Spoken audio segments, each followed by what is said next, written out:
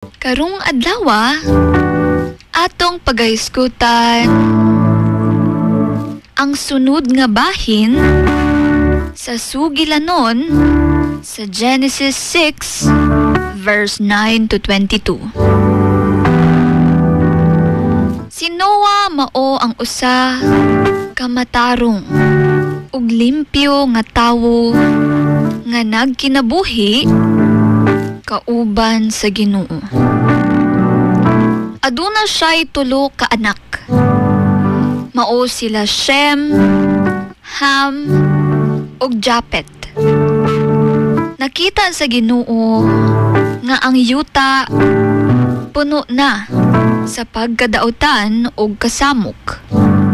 Busa, giingnan niya si Noah nga paggalaglagon ang tanang buhing butang pinaagi sa usa ka lunop. Gisugo siya sa Ginoo nga maghimo og arka. Gihatagan siyag tukmang sukod, materyales ug pinaagi sa paghimo niini. Gisugo usab siya nga magdala og tanang klase sa mananap, lalaki ug babayi, uban sa pagkaon para sa tanan.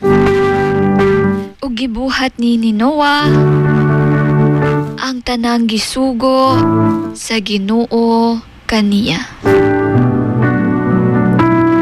Kini nga bersikulo nagapahinumdom sa ato ang tanan nga bisan sa kalibutan nga puno sa pagkadautan, makita gihapon sa Ginoo ang mga tawo nga matarong ug matinumanon sa iyaha.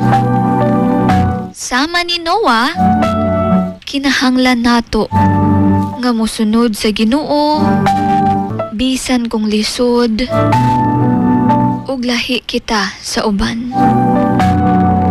Ang pagsunod sa kabubuton sa Ginoo mao ang magluwas kanatong tanan sa katalagman ug ang maghatod sa atong kaluwasan.